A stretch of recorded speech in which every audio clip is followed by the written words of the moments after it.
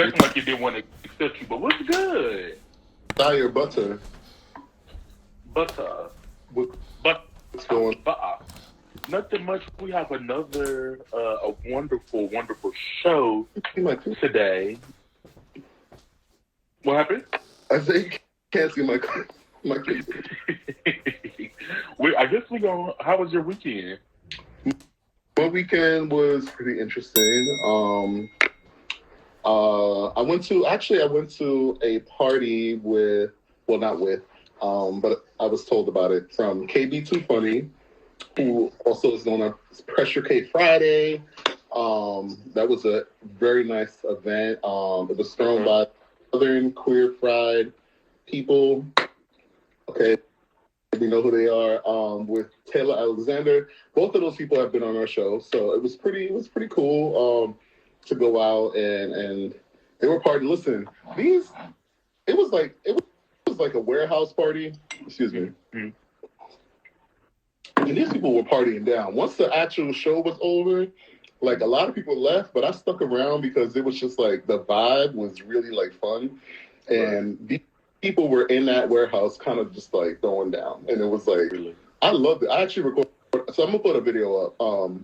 But other than that, I had to have a deep discussion with a close friend of mine, and that was a lot, but I think sometimes friends, we have our little ebbs, flows, and I think we came out better in the end once we finally realized we had to be completely honest with each other at all times. Sometimes a reset is needed. We're both, sometimes, people are individuals. Right. And as individuals, people think differently and move differently. So it's always good for people to come back together and say, hey, let's have a conversation.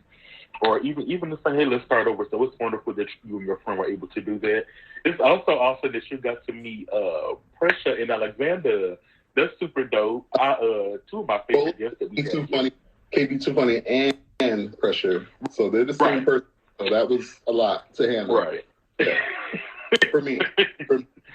No. Did you get to see her do? So you got to see her do a show. On that part, I didn't get there on time. Okay.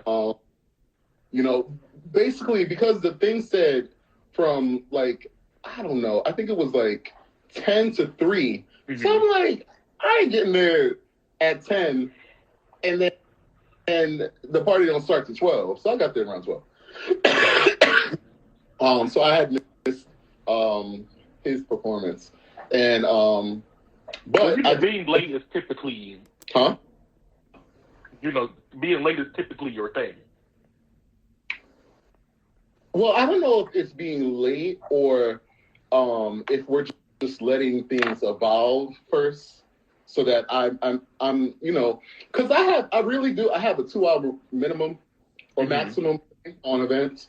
Mm-hmm. I can't be at an event for a very long time because I start to get stir crazy, and then I start saying things because I could be very awkward and I'll start saying things. So for me, it was like, yeah.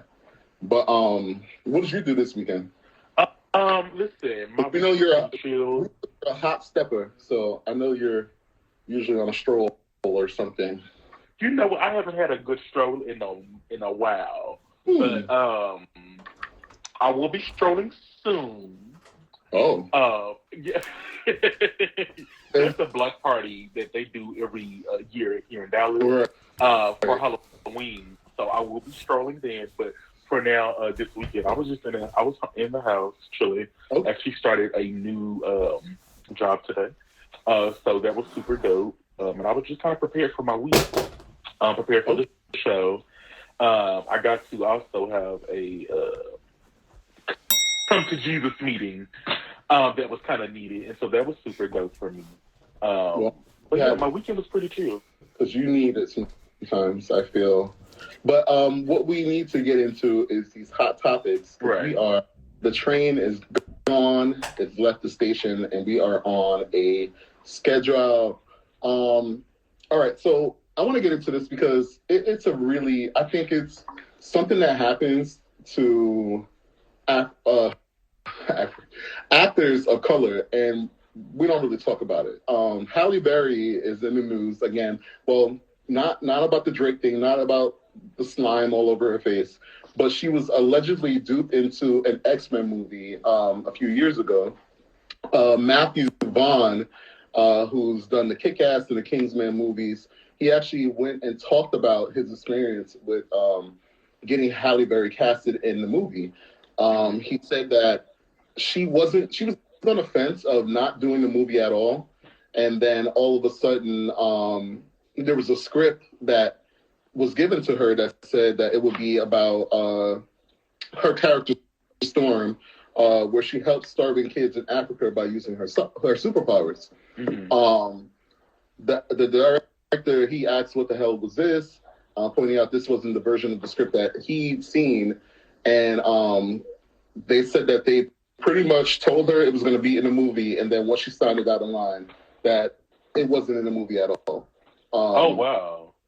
So they filmed the whole movie with her thinking it was going to be a part of the movie. Mm-hmm. And then she, the reason why she was doing it was because of the kids in Africa and Storm being black. Right. Something, powerful, but apparently it wasn't in the movie, and it was a lie the whole entire time. So that is absolutely ridiculous to me. I don't think that it's fair. And then to go as far as to put her into a legal binding contract, so she can't drop out of it. Let's just keep it a buck. It's really fucked up, and I hate that they do that to our black people. And it's really sad, especially an amazing actress like Halle Berry. I mean, people have their fucking nerves. I just think it's ridiculous. And that's what he said. He's like, pretty much she's an Oscar-winning actress, and this is what you're doing to her. And the studio head just didn't care, I guess. Right. So yeah, like you said, it's pretty much fucked up. But it's sad that we get treated this way, and we get duped into doing something for our blackness and to show how we care about our community, and then it's just turned around on us. Right. And speaking of turned around, Jada Pinkett Smith is out of control to some people. I don't know what you're thinking about this story. Everyone's heard about the story. She released her book this week.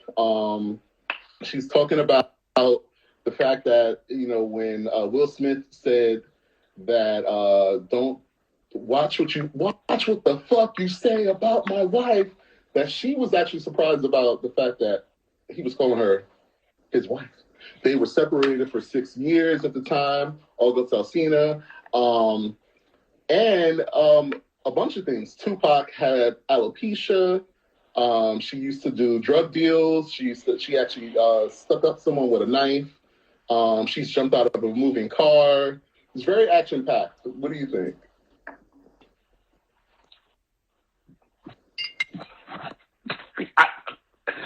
I'm going to keep it a buck. I don't care.